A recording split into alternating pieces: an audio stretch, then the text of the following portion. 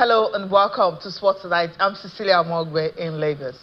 Greetings to you wherever you are in the world watching us. In London, I'm Austin Okonakman. Cecilia, always an action-packed sort of sports. I've been monitoring results in the UEFA Europa League, and there's been some interesting results. And right here in England, Cecilia, everyone that follows the Premier League still talking about what happened with that Merseyside derby. Look, Goodison Park said, give me something to remember, and James Tarkowski said, okay. Tarkowski, a mighty shot into the net that, denied Liverpool of winning that game right there at Goodison Park. And what a moment. We felt the passion, the scenes. Tells you that football is indeed a powerful force. It is a powerful force. 4 red cards, 4 goals scored. I mean, all the drama, everything you need to think about. And even today, the drama continues because earlier, the Premier League posted that Ancelotti will be banned for some games. And then later, they deleted that post. I'm like, okay, what's going on? So the drama continues. We will talk about that on the show tonight. And of course, the CAF on the 20 Africa Cup of Nations, the draw has been done, and Nigeria is in a very, very serious group. Imagine having Morocco, having Egypt, having South Africa, all of them in one group. Yes, that's the group Nigeria is in, talking about the Under-20 Africa Cup of Nations. And also, yes, talk about the Under-17. Yes, Nigeria is not playing Under-17, but we'll talk about that. The draw was done earlier today, right there in Cairo, Egypt. And of course, we will dwell on the NWFL match day 5. Edo Queens back to winning ways after 2 draws back-to-back. They were able to beat Nasarawa Maisons, of course, climb up. And Remo Stars, ladies, they are still stringing the wins. And of course, something happened yesterday. One of the rescheduled games, 3SC, I mean, after having 8-game unbeaten run, it finally ended. And guess the team that actually ended that? Kwara United. Who expected that to happen? Well, I think Austin and Kende Idris, when they were here, they thought it was going to continue tonight, but it didn't happen. And of course, Kano Pillars recorded their first win in 4 matches. All these we'll be talking about on the show tonight. Of course, Austin will be giving us updates in the Europa League, what's currently going on. But first, we're going to be starting off with, we'll be talking boxing. Yes, grassroots boxing. How do we promote it? I I read back in the days that Nigeria used to be very, very great when it comes to boxing, but things are changing, and so many private individuals are trying as much as possible to grow the sport and unearth more boxers across the country. And this one will be happening in Akwa Ibom State. And of course, it's a Valentine's Day. When you're having boxing on Valentine's Day, what does that mean? So Austin's going to take us through that once Ubong Efaga, once Ubong Efaga joins us on the show. But right here in Lagos studio, I have Damilola Onifade. How are you doing? I'm fine. It's good to be here. A few hours before Valentine's Day. Okay, you preparing for it? Yeah, it's a month of love, and that's why we'll be celebrating all that tonight on the show. So Austin, I'll leave this for you. If I ask questions, if I have some questions, of course, I'll chip in. Yeah, sure, Cecilia. You did a good introduction. We're waiting for Ubong Efa to join us. He's a boxing promoter right there in New York. And this got my attention because, Cecilia, when was the last time we talked about grassroots? Damilola, at any level, what are they doing with boxing at the grassroots? Yeah. Maybe the last time we talked about boxing and how it is associated with Nigeria was the Olympics with City of Gushemilore. Tell me if I'm saying something wrong, So when I saw these guys, doing what they're doing with amateur boxing, for male and female in New York, to celebrate love. First, I was like, wait, it's Valentine's Day. You're bringing people together to fight, So we're waiting. Hopefully, Ubong Efaka will join us. Let's have that conversation. But Damilola, let's just put it, into perspective. This is very important. Boxing used to be massive back in the day for Nigeria, and that's because we invested heavily in the grassroots, and an amateur boxing was big. What's going on? Why is boxing now so quiet? Austin, the answer is quite simple. I think boxing, like every other sport, is quiet because we stopped investing. You said it. The only reason why we're there at some point was because the investment was there. For whatever reason, we stopped. We drifted from being a nation that focuses on multi-sports to a nation that suddenly became a football-playing nation. And it's not as if we have even properly invested in the football itself. And that's the irony of it. We've not even properly invested in football. We focus more on it. But then I think we've not done the right thing as per some of these other sports. Football, cricket. The last time I was there, we were also talking cricket. Thank God for the Federation. Handball. These are sports where we used to be very strong in time past, but we didn't manage to build on the little infrastructures that we had at the time, and we are where we are today. It's so sad because we've got the talent for a sport. You know, before independence, Nigeria produced world champions in boxing. You know, I think gave us our first 3 medals at the Olympics. We've gotten champions, and then now the Federation is so quiet, so we don't get to hear much. So hopefully, Ubonge Fanga will join us. We'll have that conversation. Cecilia, they're having the weigh-in. That's the updates I'm getting. So maybe when they're done, you will log on to the program, and then we'll get to hear from you. So I think I'll give it to you now. Let's just get on with the show and find out what's going on with the Under-20 Africa Cup of Nations. Yes, we'll start up with that. As I mentioned earlier, Nigeria is in a very, very difficult group. Let's run through, take a look at the group for the CAF Under-20 Africa Cup of Nations. In Group A, you have Cote d'Ivoire. Then the winner of UNIFAC will join them. And DR Congo is also in that group. Then you have Ghana completing Group A. And DR Congo, Ghana, and Tanzania completing that Group A. Group B, yes, that's where you have, well, the Flying Eagles. How high can they fly in this one? You have Nigeria, Egypt, South Africa, Morocco. Now, you just look at this and you're asking yourself, what's going on in this group? What's going on? Okay, then let's move to when I saw the draw, I'm like, what did, okay, before we talk about, maybe we look at the Under-17 quickly. Let's look at the Under-17 group also. The Under-17 group, yes, Nigeria is the Africa Cup of Nations, the group stage draw. In Group A, you have Morocco, Uganda, Tanzania, Zambia. In Group B, you have Burkina Faso, South Africa, Egypt. Group C, you have Senegal, the Gambia, Somalia, Tunisia. And Group D, you have Mali, Angola, Cote d'Ivoire, and of course, UNIFAC. That's how that is. But then let's take a look at the Under-20 now, focusing on that. You know, Nigeria has won it 7 times, Egypt 3 times, Morocco just once. So Nigeria happens to be the most successful in this championship. But then we know Ghana has won the Under-20, right? At the world stage. Yes. Nigeria has been to finals twice and couldn't win it. So with this draw, I don't know, can the Flying Eagles fly out of this group? Because I'm like, who did this? I think it's possible. The Flying Eagles can fly out of this group, and I think we should be able to. The most important thing is our preparation. Like I always say, we're never short of talent.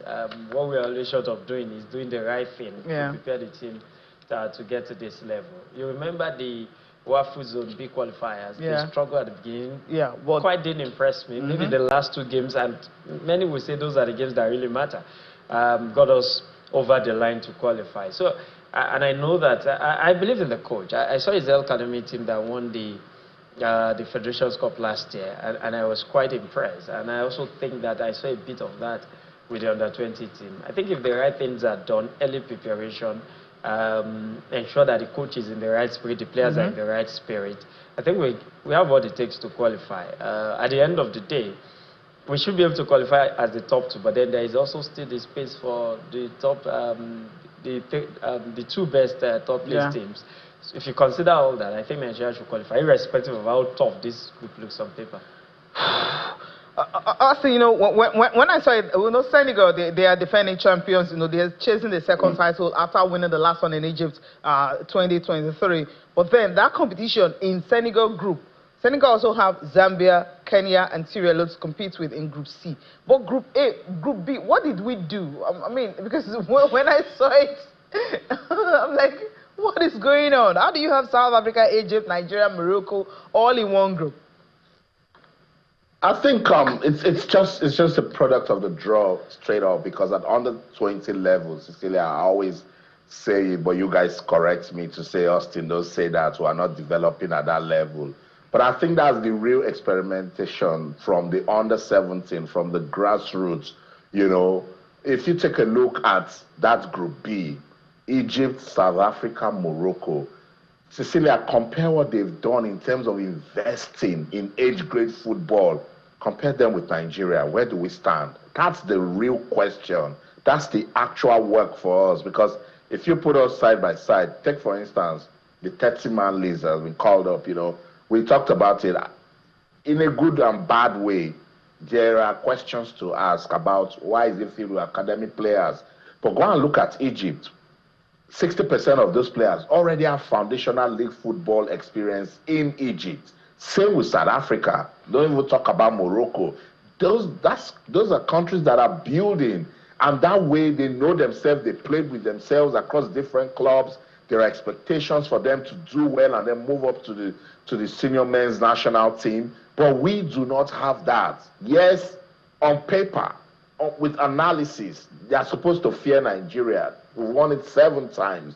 But we're not building, you know, and where you're not building is simply because you've not put in structures for you to build, particularly now that there's an easy way out. Just look for players of Nigerian descent who are abroad and playing in the right structure and system, and when they don't make the team of that country where they are, it's easy for them to come to the Super Eagles. So we're not working. We're being lazy. We need to work, and that's why I like the mandate that the president gave to the NSC. Build me an economy. The key word there is build. And how do you start building? You go to the bottom. You build from bottom to top. So if you're building properly from under 7 to under 10 to 12 to 15 to 17, and then you take it all the way up to 20. Cecilia, if we have a player that will be monitored till that stage and it lands at 20, you're not going to ever wonder what's going on when we get into a group that's got South Africa, Egypt, and Morocco. So for me, it's just a clear revelation. And look,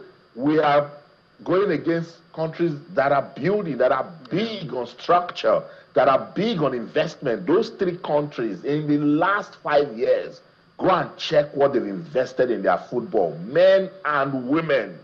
And you can tell that that's the difference between us and them. So all the best. It's football. We've got young talents. We've got people who, whenever they wear the green, white, green colors, they want to play football for the motherland and they give their best. That's all that translates on the field, and not the core foundational, structural, systemic work that we should be doing for our football to grow.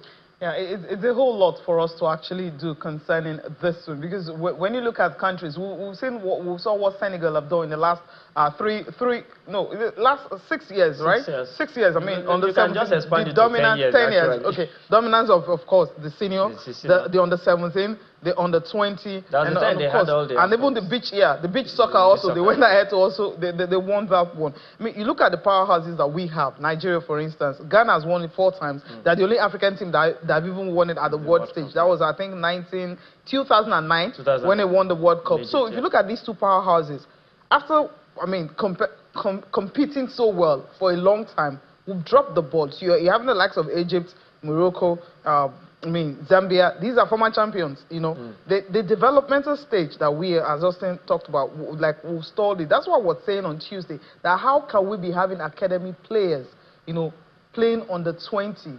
And then Ken Idris tried to correct and said, no, the kind of academy we have in Nigeria is different from what is obtainable, elsewhere. I said, okay, fine. If that's the case, then we'll agree with that. But when you don't have that foundational base, as Austin mentioned, so how do you ensure that you can actually get something out of it? But the good thing about this one is the 4 finalists will qualify for the World Cup. So if we get to the semi-finals, so it's a good one. But we'll have to fly out of this group first to think about that. I wouldn't even go as far as fly. If you have to crawl out of it, just get out of it. that's what I think. You can't be crawling eagles. Come on now. Well, we are flying eagles, so we have to fly out of the group. but I picked a point from what you said, and I think that's where the real issue is. The real issue is that if we're saying that the kind of academy we have is different from what we have all over the world, what that tells me is that we have players playing in academies that have outgrown that system. but are still playing in academy in Nigeria. That's why you can have They should an be playing academy professional football. At that level, you should be playing professional football, even if you are not a regular starter, but at least you have a signed contract. You're playing for a club that is known. Okay. It can be in any of the professional academy. It doesn't have to be in the Premier League. It can be at any level. So that's the first problem. So we have to look at our structure. And you reference Ghana. If you take out Senegal from West Africa, talent is not a problem. The problem is that we've depended so much on our innate ability, which is the talent, and we've refused to invest in structures. We've refused to do the proper structuring of our football beyond the talent and every other thing that's supposed to complement the talent. And that's why we are where we are. Okay, wish the Flying Eagles all the best. I mean, we still have time starting in April, and the final will be played May 18th. Okay, let's talk about the rescheduled games. Match day 20 that was rescheduled for Wednesday. You have 3 matches that was played. Enyimba, of course, 2 wins. Their last 10 games not looking good for them. They lost to Benin Insurance by a lone goal right there in Benin City. And 3SC, that unbeaten run. I mean, they've been unbeaten in the 8 games, and Austin here was saying, oh, they're going to take it to, to 9. But it didn't happen because they collected 2 when they went to Ilori. 2. They took 2. Cecilia, you had to do that to me. You had to tell them Austin right here. Austin said they're going to. Yeah, for a team that was doing so well. That's the only away win. You guys won. You would expect that, and they were actually pumped up for it. I saw their social media campaign calling out, Oyo indigenes in Kwara State to come out to support the team. They really understand the need to, keep it going because they believe that, look, Remo might sleep, and if Remo sleeps, they have an opportunity to, get on top of the league table. But Kwara United really needed this win, particularly after what happened in Lagos against Ikorodu City. And they said it right after that game that they have Shooting Stars in a rescheduled fixture and they're going to win that one. And they did just that. So it was very, very important for Kwara United and their league campaign. You talked about Enyimba. What a story. The struggle continues. Enyimba is sinking. I don't know what's going to happen to that team. 2 wins in their last 10 matches. 2 wins. Pictures from the game between Kwara United and Shooting Stars.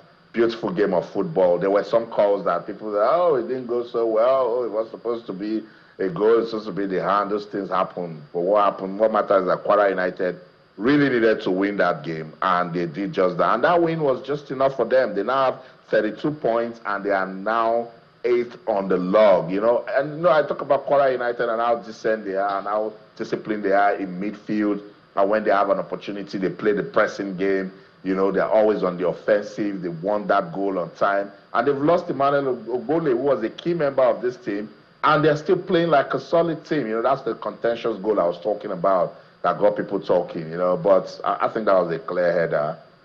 It happens. We see it everywhere in the Premier League. People make contests, make protests, and then it just goes to happen. So shout out to Kwara United for that win. You talk about Bendel Insurance. With what they've done now with that win, Bendel Insurance, Cecilia, this one will interest you. They're now 15th on the log, but they're not safe yet. They need to, get up some more wins to, get to a comfortable place on the league table. And the last game, Kano Pillars, I said it that look, with the way Simon Sogida they've been going, they needed to win, and they did just that, Cecilia. Yeah, they did just that. I mean, I saw the crowd. You talked about how they were doing that social media campaign. Those, luring their fans to come, and we saw the crowd. I mean, it was massive, it was filled to capacity. But then that just was, I'm sure as they were campaigning, Kwara United were also campaigning. So at the end of the day, I mean, the 2 sides. But I'm happy with how competitive that game was. Just Shooting couldn't even get 1 goal, and they're 2-0. It was quite a very competitive game, and it's been a competitive league overall. Yeah. And I think that's one thing that's a selling point of this league that I don't think we push enough. Some of the wrong things sometimes we over-celebrate them beyond what is actually working in the Nigerian league. And for me, it's good that, you expect AFC to win, and they go to a place like Kwara where you expect them, and they struggle to even get a goal. And Kwara United got the win at the end of the day. Okay. But my attention is on Enyimba. the struggle is it's real. I don't know between what Eimba is going to and what Man City is going to, which one is worse and more shocking. And look at nobody what will have thought Eimba would be in this position at this stage of the season. No one. I mean, look at the table. We just look at just the top four because it actually concerns the top four. We thought Eimba would be able to move up, but that didn't happen. Shooting Stars remain second. I mean, they were supposed to have closed the gap on Remo Stars, reduced it to 5, but they couldn't do that. But Remo Stars, after 23 matches, the 15 wins, 3 draws, and 5 losses, goal difference of plus 15. So they're having more of it. Shooting Stars remain where they are. They didn't move. Nothing happened. But Rivers United also. So the top 4, they played all 23 games. So no more game in hand or something you're looking for to climb up the table. So that's what is looking like. Abia Warriors completing that top 4 on the table. So let's leave the MPFL and quickly go to the Nigerian Women's Premier League. Yeah. Okay, so before we go there, we'll go on a break. When we come back, of course, we'll see how Edo Queens were able to return to winning ways after drawing back-to-back. Stay with us. Yes, match day 5 in the Nigeria Women's Football League Premiership delivered a lot and lots of exciting games. And the big one, the South-South derby that everyone was talking about, ended in a draw. They had to share the spoils. When you have 2 former champions facing each other, it usually happens like that. Let's just take a look at the results from match day 5, and then we dissect the 3 key games that happened. But if you look at we're going to start off with the one that was in Lagos. I mean, FC Robo Queens, they know they needed to win. When you're playing against a team like Ibom Angels, they are not as competitive, so to speak, as the other team. So you have to get all the goals. But then Robo Queens and Ibom, and then 2-1, Ekiti Queens and Confluence Queens, they're in trouble. Adamawa 2-1, same result. Adamawa Queens and Benue Queens, Adamawa winning by 2-0. Niger Rattles and Delta Queens, it's a draw. Niger Rattles, that's their 4th draw. Okay. Now, they haven't lost the game. They've not lost the game. Okay. All right. But they have more draws than anything. So in Group B, you have Remo Stars ladies beating Abia Angels by 2-0. Bolaji Olamide, she was on 5 goals before this game. Now she's on 7 goals. One was from the penalty spot, 33rd minute, and the other one was 85th minute. Rivers Angels and Bayelsa Queens sharing the spoils of the derby that ended 1-0. Heartland Queens and Danas Ladies. Danas Ladies is a good one for them in Lagos when they hosted Edo Queens.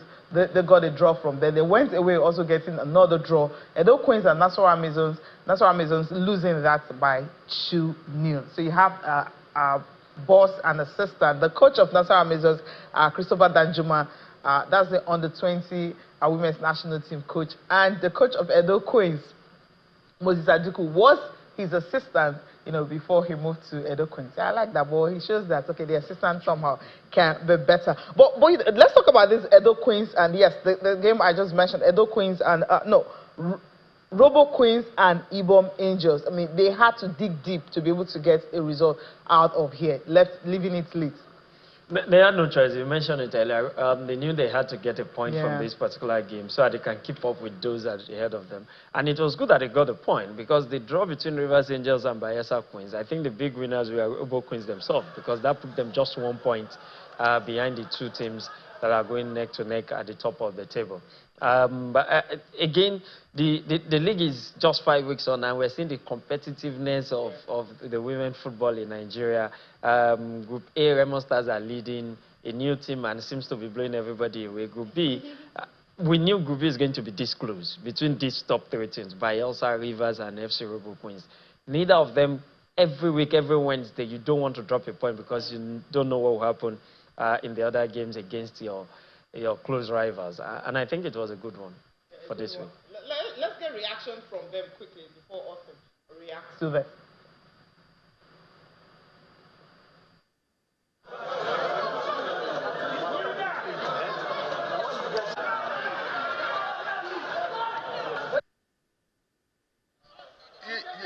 Make them believe that they can do it.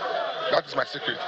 No matter how small they are, I dream for them. I make them believe that they can do it, and they fit in. That is just it. Yes, and you can see that they are young girls, but they believe that Baba, the oracle has spoken, and it's all over. Kemede Bui, the mother and the father brought her to me at JSS2. They brought her JSS2. She's still in SS2 now. To write right next time. They brought her, and I'm surprised. She's catching up. There are many, but her assimilation pro-well is very fast. She assimilates fast, and she's making my day always. My plan is for them to see investors, people that want to buy players, to see my girls. You know, there are some criteria that is needed in some areas. I don't think I've gotten that right now, based on the sanction or whatever in Nigeria. But with the kind of players I produce, I believe they can play anywhere in the world. So I want the world to see my players. That is my aim and objective first. See my players. Let them know that there's a product here for you. Okay, the game was a tough one. It was not an easy one because the away team, they came to pick a point, and we make sure that they didn't get any. So we stood our ground. That's the most important part. It's not easy, but we take it step by step. We'll surely get there. Yeah. Taking it step by step for Chidima, so FC Robo Queens not doing so badly. Austin, I mean, the game between, you know, when we're talking about the South-South derby, and all eyes were like, what's going to happen in this game? And it ended in a draw. Were you impressed by that? And of course, Edo Queens, knowing that after 2 draws back-to-back, they had to, like, you know, give us something. And Remo Stars ladies, we talked about Bolaji on 5 goals already. She's been scoring in every game she's playing. 5 matches so far, 7 goals she has scored. See, that's the beauty of the league, and we talked about it. But let me begin with the Edo Queens. They knew, we talked about it, that they need to bounce back. They need to show, you know, character. And the 2 names that they've got me talking about them since the CAF Women's Champions League, Mary Mahmudu and Goodness Osigwe, they did the work for Edo Queens. And those girls, particularly Goodness Osigwe, they are so talented footballers. Like, you look at them play football and you admire them so much. And so that, I wish they were men, so we'll just drive them into the Super Eagles, you know. Good win for Edo Queens, you know. They needed to show character against a decent Nasarawa Amazon team, and they did just that, winning by 2 goals to nothing. And they kept pushing and fighting till they ensured that they did it, you know. Yeah. And when you score 2 early goals, there's a possibility for you to be complacent, you know. They got those 2 goals in first half, but they came back, you know, kept their cool, you know, kept good character and maintained the win. Rivers United, Rivers Angels and Bayelsa Queens. We knew it was going to be a game that would get us talking. It was one that was going to come with fireworks. But Rivers Angels, we go back, look at that one and say that they should have done just enough to win it. But Bayelsa Queens, particularly early stages, it's just match day 5. You want to prove a point, get all the points that you need to, you know, to gather before the league matches, and that's what they did with that win. And the impact on the league table, you know, is profound. If you take a look at the Group B table, Bayelsa Queens now sitting on top, you know, not comfortably, but it is in this sort of games when you play a big team as Rivers Angels away from home and you pick a vital point, it's good motivation. You go back and see ways that you can consolidate on that. So it wasn't a drab game. I saw highlights. It wasn't a drab game. It was a game that showed that both sides respected themselves. We needed to see goals. They gave us 2 goals. No winner. They will both take the points, Cecilia. Yeah, they're both taking the points. This is what Group A table look like. Remo Stars ladies leading in the pack. Plus, I mean, both men and women. I mean, when you invest in your club, it shows, right? So after 5 games, they are still topping the table on 13 points, goal difference of +8, and they've won 4 games so far. Yet to lose a game, but they have 1 draw. Edo Queens also yet to lose, but 2 draws, and that's why they are second on the log after 5 matches. Just 3 wins, 2 draws, and goal difference, same goal difference, but they have 11 points. And Ekiti Queens, I mean, I'm surprised by this. They're third on the log. They've won 3 matches so far on 9 points. They go to Nassau Amazons, had to drop after losing to Edo Queens. They dropped to 4th after 5 games, 3 wins, and of course 2 losses That's why it's not looking pretty for them. Goal difference of -1. You go to Abia Angels. Abia Angels, they're doing well this season. Remember, last 2 seasons, they were not looking cool at all. But after 5 matches, they've won 2 already on 7 points. And Danas Ladies of Lagos, they've won just 1 game so far this season. Then 2 wins and 2 draws. And for Heartland Queens, they're yet to win a game. Same goes for Confluence Queens, also yet to win a game. And now Group B, where you have Bayeso Queens still leading the pack on 11 points, but they've had 3 wins and 2 draws, yet to lose. Same with Rivers Angels, 3 wins, 2 draws, also yet to lose. I mean, everything is the same except on goal difference, which is +4 for them, and for Bayeso Queens it's +8. FC Robo Queens, by virtue of that win, moved to 3rd on the log. 3 wins after 5 matches and on 10 points, 1 loss, 1 draw. Adamawa Queens are 4th, followed by Niger Ratters. As I mentioned earlier, Niger Ratters, after 5 games, they've won 1, drawing 4. They're yet to lose. So you have 3 teams in Group B that are yet to lose a game. But the 3rd team, Niger Ratters, are 5th on the log because of the draws they've been having. Ibom Angels, they've won just 1 game and 1 draw, and of course 3 losses. That's why they are on 4 points. Delta Queens, that's a shocker. That's why we needed to see this table. Delta Queens, former champions 2 seasons ago. Yeah, 2 seasons ago they were champions. And then look at where they are after 5 matches. Just 1 win, 1 draw, and 3 losses. So the same point with Ibom Angels. The difference is they've conceded more goals than Ibom Angels. Of course, the last one, which is Benue Queens, we're not surprised by this. A club that was just formed and they're still trying to get themselves into it, yet to get a point. They've lost all 5 of their games and their owing goals -13. Okay. We talked about Edo Queens earlier. Just a quick one on, see the precision of that pass. That's what I was looking at. It was just... And it's not one of those things that just happened. You could see the intention. Yeah. Every move, the build-up was like there is a plan towards it. Yeah. And that's what makes it really beautiful. Yeah. And Remo Stars Ladies, yes, I was going to talk about Remo Stars Ladies, what they've been doing so far this season. They're making their debut in the season, but then looking like serious contenders for the Super 6. If this penalty happened, and trust Bolaji Olamide converted that, and of course 85th minute she scored another goal. This team, how far can they go? For Remo Stars, I think Remo Stars can go as far as they want to go. They are one of those teams that infrastructure is out of the equation for why they will not perform. And that's why you see both the women and men doing well. There's something I want to mention. We might have a history this season. Okay. The Remo teams are topping, yeah. And then the teams from Benue, both are bottom. So if that happens, I'm not sure that has ever happened in Nigeria before. You might just have...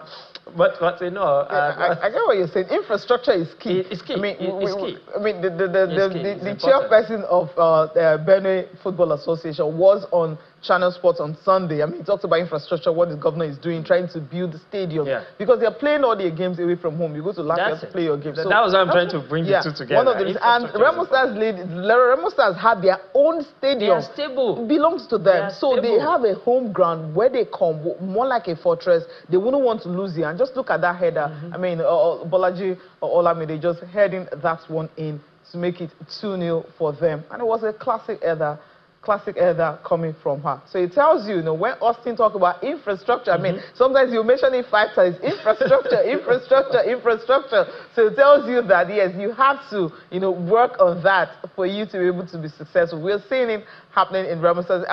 Austin, Irene was telling me, behind it, before we came to the studio, that it's like, we need to do something about Remo Stars because they put something forward. We saw when when Edo State started it, building a stadium, having their 2 teams flying, to match venues, selling their jerseys, getting the merchandise. We're happy about that, but somehow, government changes and then it starts going down. But we see Remo Stars, they're sustaining, what they started.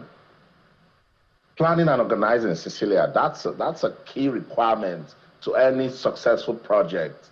And we've said it that if you have the right environment and street football as a business, you're going to see results.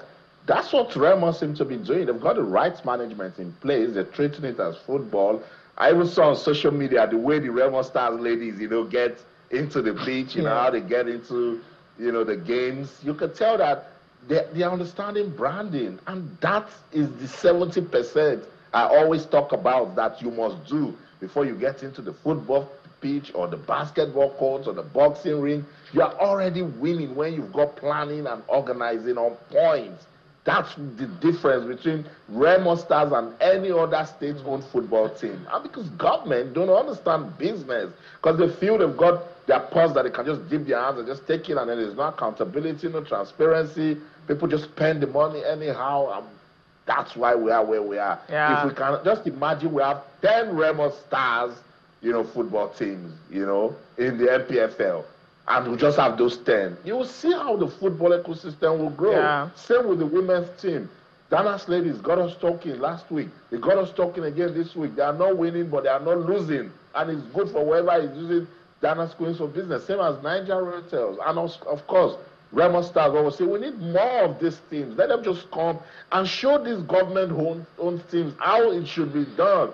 I've talked about infrastructure, and I just can't stop talking about it. That's everything, That's what motivates you. That's the engine room. And until we fix this thing, particularly even at the top level, Cecilia, there was a day you were close to crying when you saw Rivers Angels were playing their football.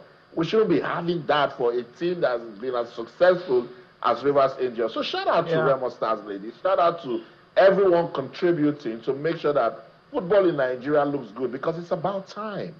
It's about time, and that's why I'm happy that the stadiums that we show you, the games that you saw beautiful pitch that even players could slide on the pitch. That's what we want to see, right?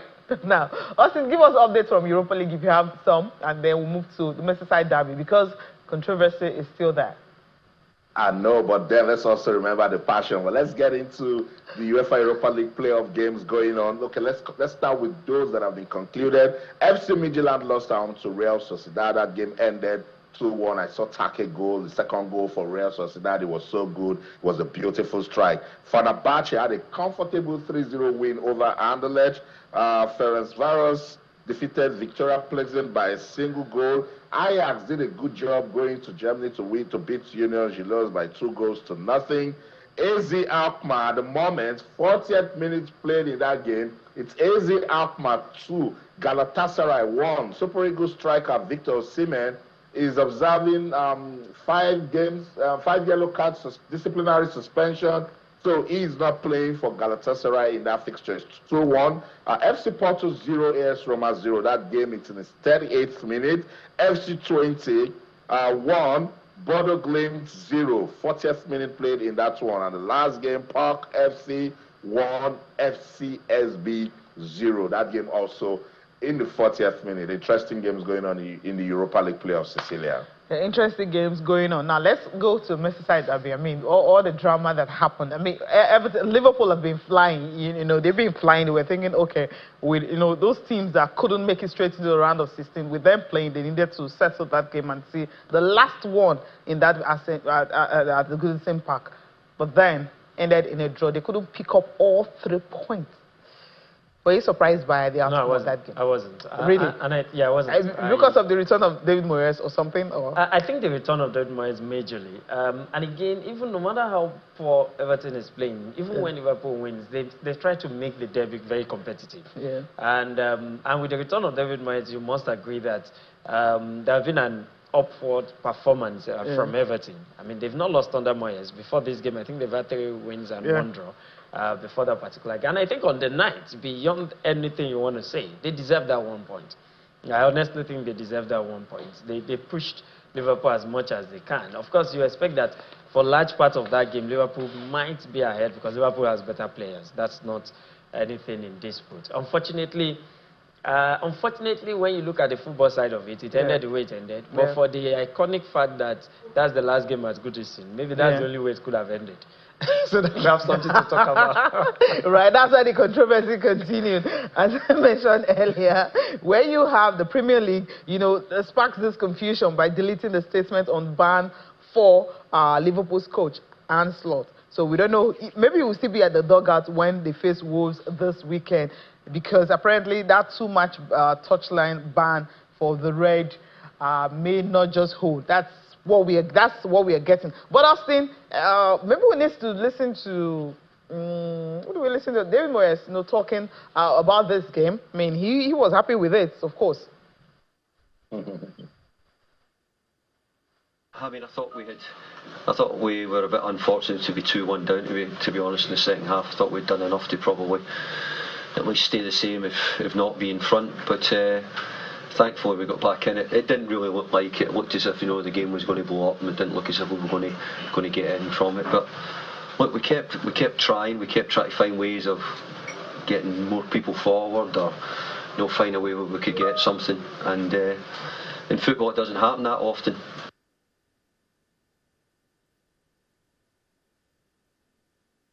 Okay, having that. Austin, I mean, he's happy with the draw. He said they deserve it. But then that drama surrounding, the Premier League releasing statements and then later deleting it, the statements no longer hold. Maybe they want to look at the reports, of Oliver, the referee, and then that's if you have to look at the reports, and then you won't have it until maybe after the game against Wolves. That's PR gone wrong, for the Premier League. And then again, I'm saying, why always Michael Oliver? It just is so much controversy around Michael Oliver, But I think somebody in the Premier League was just so, power drunk, just wanted to, put out something and destroy all of the beautiful passion that we're enjoying from that game. I keep saying it that, look, let's stay with the human element of sports. It's beautiful, When I saw those Evertonians celebrating, the way they were dancing, the way they were singing, the way they ran into the pitch, the scenes, the passion. There's this steward that has been trending. Papa is supposed to be doing his job, but he gave us the face when Tarkowski, gave us that memorable moment. That's what we want to talk about. That's what sports does, It unites the world. Yes, I'm not saying we shouldn't, discipline people when they're wrong, but there were other elements to that game that we should celebrate. It's the last Merseyside derby at Goodison Park, and gracious goodness, they made it, something for us to remember. It was dramatic. It was everything. So let's wait for the Premier League. Yeah. Let them bring the statement that they want. Let's know what's going on. But the truth remains that the action will go on. Liverpool, they will learn from this. They really wanted to win. But I think it would have also been unfair because Everton gave that game the right approach, took the lead. Liverpool came back and then took the lead. And then in the 98th minute, can you believe it, Tarkowski gave us that, unbelievable strike, Cecilia. Yeah. And of course, we have to go. We have to wind up, right? We have to round up, Austin. I was thinking maybe the director will just whisper to you, say, okay, let's just give it 2 more minutes. But it's all good. We'll be back again news tomorrow. At 10. That's the show. In London, I'm Austin Okonakman. In everything you do, remember, keep talking sports. Bye for now. Damilola, thank you so much for joining me on the show tonight. Yeah, it's good to be here on the day that we can only wish our under 20 all the best. All the best. South Africa, Morocco, Egypt, all in one group. Thank you so much for watching. I'm Cecilia Omogbe. Have a good night, right?